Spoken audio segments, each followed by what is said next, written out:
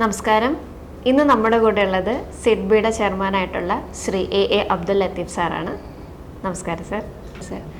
ഇപ്പോൾ നമ്മുടെ ഒരു തൃശ്ശൂർ ടൗൺ എടുക്കുക, അല്ലെങ്കിൽ തൃശ്ശൂർ ടൗണിന് ചുറ്റുമുള്ള ഒരു 10 കിലോമീറ്റേഴ്സ് എടുത്തു കഴിഞ്ഞാൽ ഇഷ്ടംപോലെ അപ്പാർട്ട്മെൻറ്റ് പ്രോജക്ട്സും കോമ്പറ്റീറ്റേഴ്സും ഒക്കെ നമുക്ക് ഒരുപാടുണ്ട്. അപ്പോൾ അങ്ങനെ ഒരു പ്രോജക്റ്റുകൾ ഒരുപാട് നിൽക്കുന്ന സമയത്ത് നമ്മുടെ കാസിയ പ്രോജക്റ്റ് എങ്ങനെയാണ് അതിൽ നിന്ന് ഡിഫറെൻ്റ് ആയിട്ട് നിൽക്കുന്നതെന്നൊന്ന് പറഞ്ഞുതരാമോ? ആദ്യമായി പറയാനുള്ളത്, ഏതൊരു മേഖലയിലും കോമ്പറ്റീറ്റർ ഉണ്ടാകുമെന്ന് സ്വാഭാവികമാണ്. അപ്പോൾ ഒരു കോമ്പറ്റീറ്ററെ നമ്മൾ മറികടക്കണമെന്നുണ്ടെങ്കിൽ ഞങ്ങൾ വിശ്വസിക്കുന്നത് നമ്മുടെ പ്രവർത്തനങ്ങൾ നല്ല രീതിയിൽ ചെയ്യുക, ആ നല്ല രീതിയിൽ ചെയ്യുന്നതോടൊപ്പം തന്നെ മറ്റു കോമ്പറ്റീഷനെ മറികടക്കാൻ സാധിക്കുമെന്നുള്ള ഒരു ഉത്തമ ബോധ്യം ഞങ്ങൾക്കുണ്ട്. അത് ഞങ്ങൾ ഈ കാസിയ അപ്പാർട്ട്മെൻറ്റിൽ ഇന്ന് മാത്രമല്ല, ഞങ്ങളുടെ എല്ലാ അപ്പാർട്ട്മെൻറ്റുകളും ഞങ്ങൾ ആ നിലവാരം പുലർത്തുന്ന രീതിയിലാണ് പ്രവർത്തിച്ചുകൊണ്ടിരിക്കുന്നത്. അതുകൊണ്ട് തന്നെ കോമ്പറ്റീറ്റേഴ്സ് ഉണ്ടാവാം, അവരിൽ നിന്ന് നമ്മൾ വ്യത്യസ്തപ്പെട്ട് നമ്മുടെ ബയേഴ്സിനെ നമുക്ക് കൂടുതൽ അവരിലേക്ക് ഇറങ്ങിച്ചെല്ലാനും അവരോട് ഉള്ള ഒരു സമീപനം അത്ര രീതിയിലാക്കാനും നമുക്ക് സാധിക്കുമെന്നുള്ളതാണ്. സാർ, അപ്പോൾ നമ്മളിവിടെ കാസിയയിൽ ഒരു അപ്പാർട്ട്മെൻറ്റ് ചൂസ് ചെയ്യുന്ന ഒരാൾക്ക് എന്തൊക്കെ പ്രീമിയം അമ്യൂണിറ്റീസാണ് നമ്മളിവിടെ നിന്ന് പ്രൊവൈഡ് ചെയ്യുന്നതെന്നൊന്ന് പറയാമോ? അതായത് ഇവിടെ ഇപ്പം ഞങ്ങൾ കുറിക്കുന്ന 40+ അമ്യൂണിറ്റീസ് പ്രൊവൈഡ് ചെയ്തിട്ടുണ്ട്. അത് പല രീതിയിലുമുള്ള ഇപ്പോൾ ഒരു എക്സാമ്പിൾ പറയുകയാണെങ്കിൽ, പ്രായമായ ഒരാൾക്ക് ഒരു അപ്പാർട്ട്മെൻറ്റിൽ ഒറ്റപ്പെട്ട് ജീവിക്കുകയാണെങ്കിൽ ആൾക്ക് അടിയന്തരമായി എന്തെങ്കിലും ആവശ്യം വരുന്ന സമയത്ത്, അതല്ലെങ്കിൽ എന്തെങ്കിലും ഒരു മറ്റുള്ള ഒരാളുടെ സർവീസ് ആവശ്യം വരുന്ന സമയത്ത് ഇവിടെ ഒരു പാനിക് ബട്ടൺ ഉണ്ട്. ഈ പാനിക് ബട്ടൺ എന്ന് പറയുന്നത്, അത് പ്രസ് ചെയ്ത് കഴിഞ്ഞാൽ അത് കെയർ ടേക്കർ റൂമിലും സെക്യൂരിറ്റി റൂമിലും അലാറം അടിച്ചുകൊണ്ടിരിക്കും.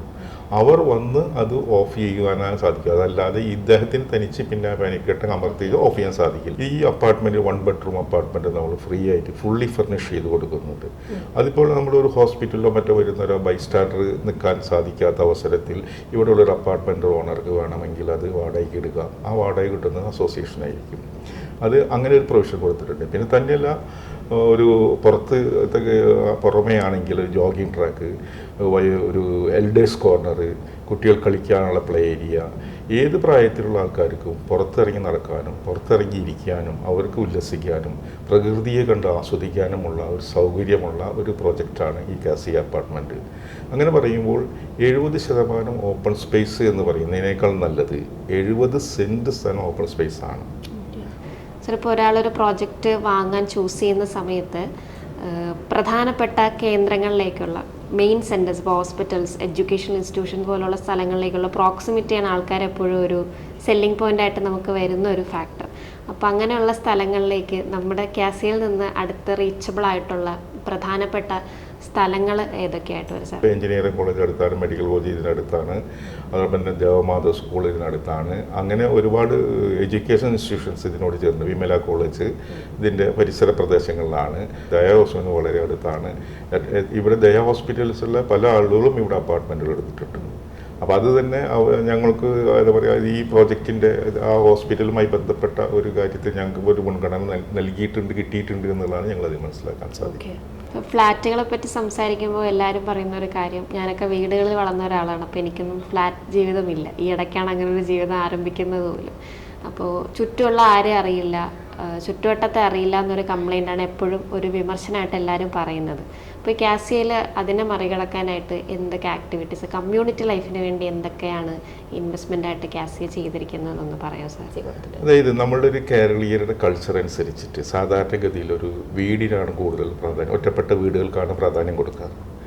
ആ ഒറ്റപ്പെട്ട വീടുകൾക്ക് പ്രാധാന്യം കൊടുക്കുന്ന പല ആളുകളും ഇവിടെ അപ്പാർട്ട്മെൻറ്റ് എടുത്തതിന് ശേഷം അവർ ആ വീടിനേക്കാൾ കൂടുതൽ താല്പര്യം കാണിച്ചിരിക്കുന്ന അപ്പാർട്ട്മെൻറ്റാണ്. കാരണം അവർക്ക് ആ കമ്മ്യൂണിറ്റി ലൈഫ് എൻജോയ് ചെയ്യാൻ സാധിക്കുന്നുണ്ട് എന്നുള്ളതാണ് ഞങ്ങൾക്ക് മനസ്സിലാക്കാൻ സാധിക്കുന്നത്.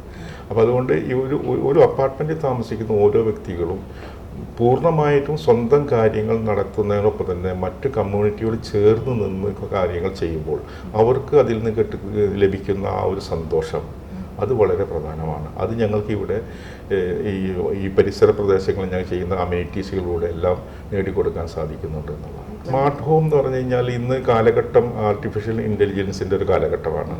ആ കാലഘട്ടം മാറുന്നതിനനുസരിച്ച് നമ്മൾ ചേഞ്ച് ആകുക എന്നുള്ളതും നമുക്ക് ആവശ്യമാണ്, അപ്ഡേറ്റ് ചെയ്ത് പോവുക എന്നുള്ളതാണ്. ആ അപ്ഡേറ്റിൻ്റെ ഭാഗമായിട്ടാണ് ഞങ്ങൾ ഇന്ന് സ്മാർട്ട് ഹോം എന്ന നിലയ്ക്ക് ഇവിടെ വീഡിയോ ഡോർ ഫോണും പാനിക് ബട്ടണും അതോടൊപ്പം തന്നെ മറ്റു അനുബന്ധമായിട്ടുള്ള ഡിജിറ്റൽ ലോക്ക് സംവിധാനങ്ങൾ എല്ലാം പിന്നെ ഈ EV ചാർജിങ്, എല്ലാ അപ്പാർട്ട്മെൻറ്റും EV ചാർജിങ് കൊടുക്കുന്നത്. അങ്ങനെ സ്മാർട്ട് ഹോംസിൻ്റേതായിട്ടുള്ള ഒരുപാട് ഫീച്ചേഴ്സ് നൽകിയത് കൊണ്ടാണ് തന്നെയാണ് ഞങ്ങൾ ഇത് സ്മാർട്ട് ഹോംസ് എന്ന് തന്നെ അറിയപ്പെടുന്നത്. ഓക്കെ സാർ, അപ്പോൾ ഇത്രയും ഡീറ്റെയിൽസ് ഞങ്ങളായിട്ട് ഷെയർ ചെയ്തതിന് ഒരുപാട് thank you sir. Thank you.